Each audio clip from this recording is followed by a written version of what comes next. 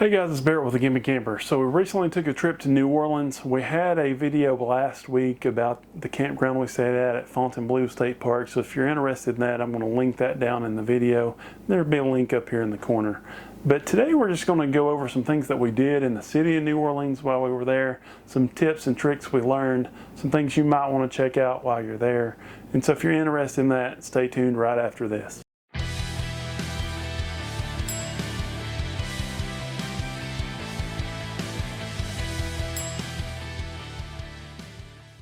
So when we went to New Orleans, it was on my wife's bucket list. Never really been anything that I particularly cared about, but baby, you want to do it, we'll go do it, because that's what you're supposed to do, right? But we went down there, we had a good time, and these are just some things that we learned while we were there. The first tip that I want to share with you guys is that we actually did the hop on, hop off bus tour. I'm going to leave a link for that down in the description because that can be booked through a bunch of different services. If you actually use their service, you'll learn some things that I wish I would have known beforehand. And so I'm going to put that link down in there, and I'm going to give you some tips about it here in just a minute. Now, before I talk about this, I want to point something out that I was unaware of before going on the tour. So parking's a big issue in New Orleans and will generally cost you somewhere between $15 and $30 depending on where you end up, where the parking spot is, how much of a used area it is. And with the tour bus, it said you had to initially get on the bus in one of two areas. The first area is in the French Quarter at Jackson Square, and parking down there was just atrocious because we learned this the day before. However, the second area was a place called Basin Street Station. There's a large parking lot right behind the Basin Street Station. There's a large parking lot just behind Basin Street Station, and there were a lot of camper vans and even a big old Class A parked back there, which this was actually the easiest parking lot that we found in the entire city to get in and out of, and it had plenty of open space. Granted, it was a Sunday, but it was January 1st. There were signs that stated that if you took up more than one space, you had to pay the RV rate. So they do offer RV parking. But I was never able to figure out exactly what the RV rate was. On the day that we went, it was Sunday. The charge was a $20 flat fee that appeared to go overnight. And I believe it expired at 11:59 a.m. the next day, if I remember correctly. I was curious, so I looked on Campendium, and this parking lot was listed there as French Quarter public parking. I will say that the last price reported on there was on December 31st, and that was $50. There are some reports that they did allow overnight parking here, but I didn't see anything specifically on the signs or anything about the RV parking, so I can't tell you for sure. So if you're going to the area and you're just wanting to explore and you have your camper with you, I would say that this would be a great place to park, as well as if you wanted to possibly overnight boondock somewhere and just explore the city for a couple of days. You don't need any hookups or anything like that. Then, you know, this is pretty decently close to the French Quarter, and it might be the place for you. Now, at $50, it's about double what my campground fee was, but then at the same time, you're not paying parking every time you go to town either. And so, you know, I spent somewhere between $20 and $60 a day, just depending on parking fees, on how many times we moved and stuff like that. As well as some of those sites, I mean, there was one I had to do like a 60-point turn to get out of, and I had to back all the way out because it was just one line all the way in, and we were parked at the end because that's where the empty spot was. And so I'm just telling you, it's really not a bad deal, even if you had to pay the $50. But I think on the weekends you're going to get a $20 pass there for parking. Again, I'm not 100% sure. As I said, we did the hop on, hop off tour, and that's by city sightseeing. We had some problems booking, but I actually think that that was because of a lot of these third-party booking websites that I was talking about. When I first went to try to book it, I wasn't able to book it because the site that I was on, I went through everything, and when it went to pay, it wouldn't accept pay until I made like an account there, and it did eventually end up doing it. However, they have an app. Their direct website I'm going to put down in the description, but it is www.citysightseeingneworleans.com. I will say that we did really like this tour, but we waited until our last day that we were going to be in the city to do the tour because we could make the most of it, because like I say, on New Year's Eve they were running on an abridged schedule, as well as not as many stops because they were having a parade apparently, and then the day before it was raining. So we didn't find out about this until after we'd started the tour, but apparently you can get a 3-day tour for only a few dollars more. Now, number one, this lets you use that bus for 3 days, and number two, it also includes like a couple of walking tours in like the French Quarter and somewhere else. And so with that, I think that that would be a great deal for you, especially if you just wanted to pay to park one place and kind of have something to get around. It's what we would do if we had it to do over again. Oh, and that second walking tour, it was the Garden District walking tour. So you get the Garden District walking tour as well as the French Quarter walking tour with the price of the 3-day ticket. Now, is this expense totally necessary? No, actually the rail cars, the street cars there are less than $2 each way, but they did say on the tour that you needed exact change. If you didn't have exact change, they were going to keep the money and not give you change. So if you give them $20, it's going to cost $20. So I think for seniors it was like 80 cents. But we didn't ever do the rail cars. It was kind of on our list to do, but we never actually got around to it. Probably should have. Probably would have saved us some money, helped us get around the city better, but we just didn't do it. We did like the bus tour, and we'll likely look at this option when visiting other cities in the future that this company does. Also, if you pull the app up for the tour and select the bus stop tab, you can click on the bus stop and it will give you an ETA on the next buses that are going to be coming to the area. Now that didn't seem to be the most accurate, because we did have one that said 4 minutes away, and the whole time we were walking there we could see the bus stop, and so I was kind of worried that we would miss the bus. But I mean, we watched it for like 5 minutes before we got there and never saw a bus, and then by the time we got there it took that 4 minutes off and it was gone. So I'm not sure how accurate that is, but it is helpful to kind of know. But buses are supposed to come by every 20 to 30 minutes whenever you're on that loop though. A lot of the places that we did stop and explore were along the bus routes, even though we had kind of did them beforehand. The first day we went to the city, we did the World War II Museum. I have to say that this was a great and humbling experience. This was the largest World War II museum in the United States and has a footprint of multiple city blocks. I think it's 4 city blocks, they said. And they have a lot of very interesting items in their collection that range from small trinkets and firearms all the way up to large boats and planes. There's a few planes in there that I didn't even see just until you happen to look up, just hanging over your head. Outside the museum, there's some noticeable statues for photo opportunities, including a statue of Anne Frank. And my daughter wanted to have her picture taken with this, as she is a fan after reading the book and stuff. And so she really respects everything there, and she wanted a picture with it, so we did stop for that. I will say that there was this lady like standing in front of the statue, and she just kept standing there, and I waited like 5 minutes. She didn't even know I was behind her. And so I finally said, "Do you mind if we take a picture real quick?" And she said, "Oh yeah, that'd be great," and handed me her phone to take a picture of her. And so I did. Now she did offer to take a picture of us afterwards, and I said I just want to take a picture of my daughter, but she still only moved about 6 or 8 inches out of the way.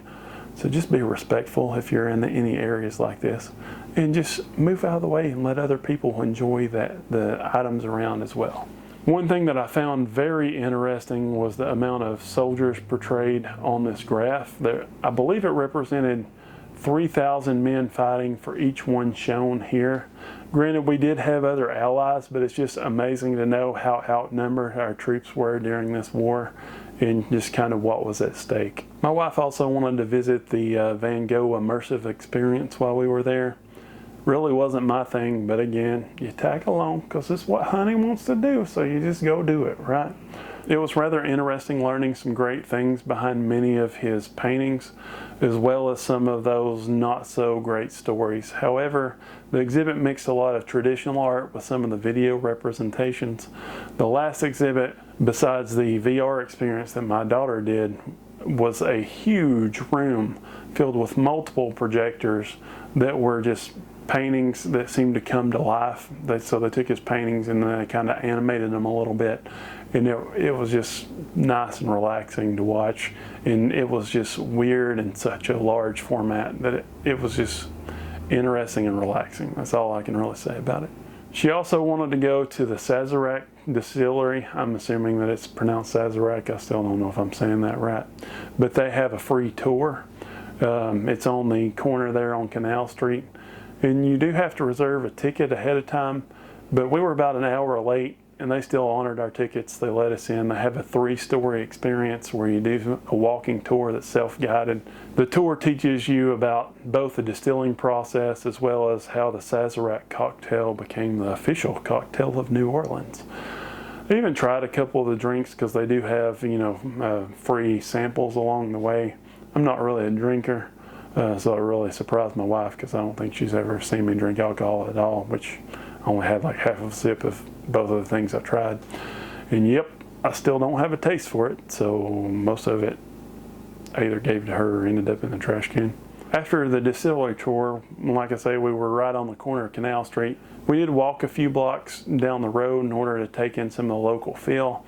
I will say that during our time there, we never had any issues where we felt unsafe or that anyone had any malicious intent. We did see quite a few homeless people, few mostly kept to themselves, but a few of them did like mutter something here and there. I could never tell what they were saying half of the time. However, we did stick to a pretty well-beaten path around plenty of other people. And really the only negative thing about any of our experiences was when we were on Canal Street and we stopped at a place that I found on Google Maps for dinner. Our first choice was the Creole House. However, it was Friday evening, right before New Year's. They had lines down the sidewalk, and I was like, nope, we're not doing that. I don't wait hours and hours and hours. So I found this place on Google Maps. It had really good ratings. It's called the Royal Burrito. It was not royal, and I don't think you could classify it as a burrito. My wife and kid both got a spicy chicken sandwich. Ended up paying about $40 for the worst burrito that I've ever had in my life. The beef tasted like ground beef that had absolutely no seasoning, and it was just bad. Ugh. The next day it was New Year's Eve, and like I said, we waited to do the bus tour because of the abridged schedule that they had because they were having a parade. But, we didn't stick around for the parade. We wanted to get back to the camper before any possible craziness could happen, especially given the fact that we had our daughter with us. So that day is the day that we did go around to the French market and browse around, as well as look around at the French Quarter. If you're going to park, don't even bother trying to drive into the French Quarter, as it's a pretty small area. And you can walk from the outskirts to the center in about 10 to 15 minutes. We learned this the hard way, as our truck was really too big to be going down all these narrow one-way streets. And we did actually, I hit my mirror on a delivery truck's mirror that was parked and I was going around the corner. That's the only close call that we had. We did find a parking lot like a block down from the French market, and that's where we ended up parking and walking in. But that's the one that I said it was narrow. We did like a 40-point turn getting out of there, and it was just a not so great experience. So I would park where I told you before, over there at the Basin Street station, and kind of walk over, take the bus over, however you want to do it. I think the streetcars come through there too, but I'm not sure about that. So while we were there at the French market, the girls both bought a couple of rings, and I ate at this food stand there called Nawlin's. I had some shrimp pasta, and it ended up being really good. I will say that the line was long, but it was worth the wait. We walked around the French Quarter for a few blocks, and then we went to Jackson Square because my daughter had saw that when we were driving around looking for parking, that they had paintings hanging up on the fence there for sale. And so we did find our way back over there. And we caught a couple of street performers. One of them was singing the blues. It was really nice to sit there and watch him for a little bit.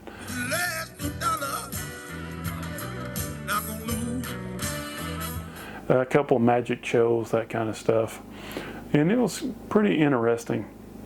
And we did stop at the original Cafe du Monde, but there were huge lines for both the sit-down area as well as the to-go area there. So we just kind of brushed through and went on, because we'd already had Cafe du Monde 4 miles from our campground that had a 5-minute wait. So I don't think that it's something that you're going to put on your list where you got to wait 2 hours in line to have a beignet. But some people do. A lot of people do, apparently. That's why the line's 2 hours long. But the secret is that Cafe du Monde has like 6 locations, and like I say, one of them's right near the campground, so we wasn't going to stay for all that mess. The last thing that we did that day is my wife wanted to visit the Museum of Death. That's kind of strange. You know, it's a compilation consisting of personal belongings and writings of serial killers with a few graphic photos. They also had some tools that were used by Dr. Kevorkian. And if you have the stomach for that type thing, it was pretty interesting, I'd say. But they didn't allow any photography or recording in the exhibit itself.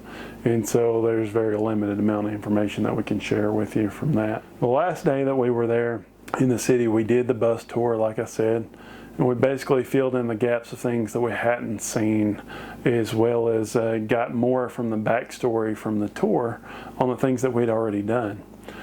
We went to the outlet stores on the Riverwalk as well, and we had some beignets there at yet another Cafe du Monde that didn't have a 2-hour-long wait line. We did explore some of the shops there on Magazine Street, as my wife and daughter wanted to do that as well, but a lot of them were closed because it was Sunday.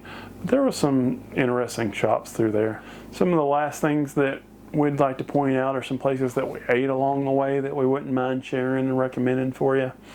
And we did enjoy the flying burrito there on Magazine Street when we stopped to go through the shops, but I did notice that there were plenty of those across the city. The girls also had some tea from Feng Che on Magazine Street. I don't know how you say that, but both of them said that their tea was really good. My daughter had dragon fruit, my wife had grapefruit. I don't know how you can even drink that. Grapefruit? Blech. And the night we went to the World War II Museum, we ate at Magazine Pizza, which was also a couple of blocks away from there. We really enjoyed that. We also enjoyed a couple of the counter service areas in the French market. Like I said, I ate at Nawlin's. My wife ate somewhere else, but she got a drink from the organic banana, which she said was pretty good. So in a recap, you know, our trip was filled with a lot of interesting sights to see and places to eat. It's never really been on my list of things to do, but I'm glad that we did it. My wife says that it may end up on our list of things to do again. No, I told her I'd do it because I really had a fun time. I didn't mind it. So I'd like to take this opportunity to thank you for following along. If you made it this far, hit that subscribe button if you learned anything here, if you got any useful content out of this. But we'll see you on our next trip. Do not forget to hit that subscribe button.